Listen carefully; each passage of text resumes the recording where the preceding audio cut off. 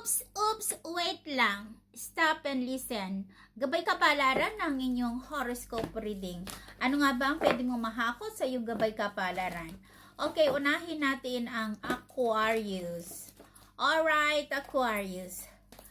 Aquarius, no, sa dito may daling, meron kang mga, itong taon na to, meron kang something na fulfillment na kung ano man itong iniwipis mo na mapasa yung kamay, ay mapapasa ito. Kung ano itong mga pinapangarap mo na ginugusto mo mapatapos mo ito, mangyayari daw. Para man to kay Pisces, maaari ka mawalan ka ng peace of mind or magiging overthinking ka sa buhay pag-ibig mo. Para naman ito kay Aries, so dito more planning ka. Parang dito meron kang ginugusto mong minamadali mo to or ginugusto mong umpisahan or mapatapos mo to. Kaso nga lang maaaring dito merong lungkot sa inyong pamilya ito. If there's something na nawala, something naman merong new beginning ito na dito magiging happy ka. Para naman ito kay Taurus.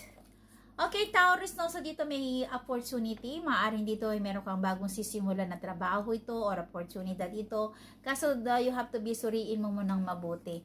Maaaring dito rin na magiging overthinking ka sa buhay trabaho mo or maaaring mawalan ka ng trabaho. Para naman ito kay Gemini. Okay, Gemini, so dito may darling na dito you have to be challenged. Parang dito meron kang pagsisisi.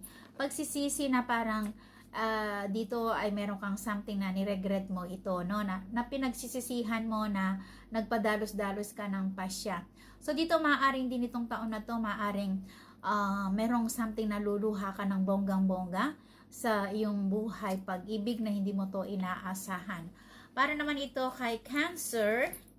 Cancer, so dito may darling madidisappointed ka, mag-ingat-ingat ka, maaaring ikaw ay ma-scam ka or maloko ka. But bago naman matapos tong taon na to or after 4 months, dito ay meron kang something na marvelous journey ng iyong katagumpayan. Para naman ito kay Leo. Leo, so dito may darling mag-ingat-ingat ka, maaaring ikaw ay ma-scam ka or maloko ka.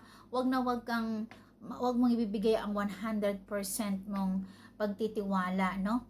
Maaaring dito ay merong darating sa iyo na magmamahal ka ng water sign.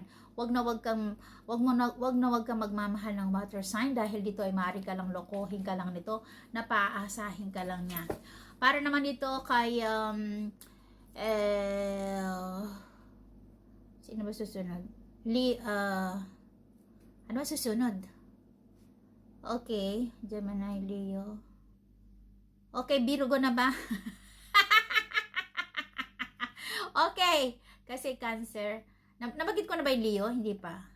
Ay, ano ba yan?